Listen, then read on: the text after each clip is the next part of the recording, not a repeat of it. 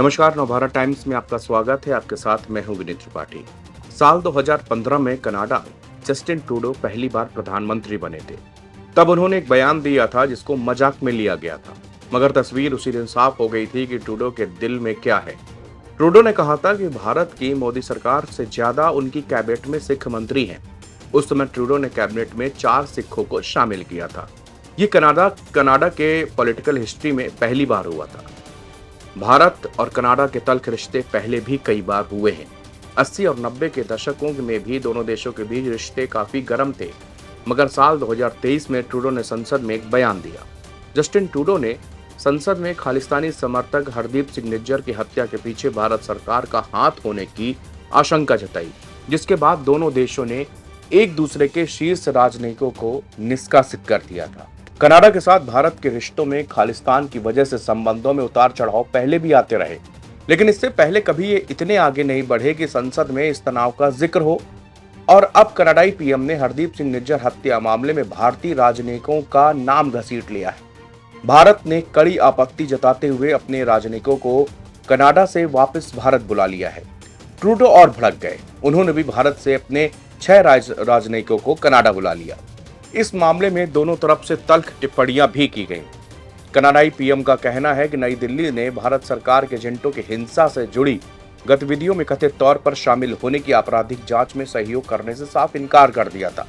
उन्होंने कहा कि भारत सरकार ने यह सोचकर बुनियादी गलती की कि वो कनाडा की जमीन पर कनाडाई लोगों के खिलाफ आपराधिक गतिविधियों का समर्थन करने में शामिल हो सकता है। जस्टिन ट्रूडो ने प्रेस कॉन्फ्रेंस कनाडाई police, royal Canadian mount police के प्रमुख के दावों के बाद की। आरसीएमपी के प्रमुख माइक होडेन ने सोमवार को आरोप लगाया कि भारत सरकार ने कनाडा में बड़े पैमाने पर हिंसा में भूमिका निभाई है। इसमें हत्याएं भी शामिल हैं। साथ ही ये सार्वजनिक सुरक्षा के लिए गंभीर खतरा खड़ा करता है। कनाडाई सिख अलगाववादी नेता हरदीप सिंह निज्जर की हत्या मामले में बीते साल कनाडा के पीएम जस्टिन ट्रूडो के आरोप लगाया था कि इस हत्या में भारतीय एजेंटों के शामिल होने के सबूत हैं। इन आरोपों को भारत ने खारिज किया था। इसके बाद से दोनों देशों के संबंध खराब होते चले गए, लेकिन कल कनाडा ने बड़े पैमाने पर आपराधिक अभियान का आरोप लगाया।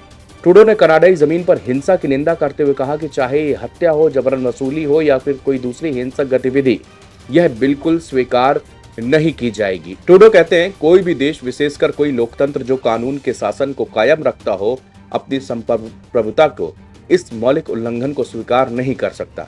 जस्टिन ट्रूडो ने प्रेस कॉन्फ्रेंस में कहा कि आरसीएमपी ने आज बाहर आकर और भारतीय राजनयिकों के कनाडाई नागरिकों की जानकारी इकट्ठा करने के पैटर्न को रोकने का फैसला किया है। उन्होंने दावा किया कि यह जानकारी आपराधिक संगठनों को दी गई, जिससे हिंसक गतिविधियों की हुई, जिसमें फिरौती से लेकर हत्या शामिल है। हालांकि ट्रूडो ने किसी भी राजनीतिक और उच्चायोग स्टाफ की कथित भूमिका के बारे में कोई जानकारी नहीं दी और कहा कि ये मामले कोर्ट के समक्ष विचाराधीन है। उन्होंने ये जरूर कहा कि जब कानूनी मामले खत्म होंगे तो अधिक जानकारियां पता लगेंगी। भारत ने इसका जवाब क्या दिया है, मैं आपको बताता हूं। भारत ने सोमवार को घोषणा की कि उसने अपने कनाडा से अपने उच्चायुक्त संजय कुमार वर्मा और अन्य राजनयिकों को वापस बुलाने का फैसला किया है।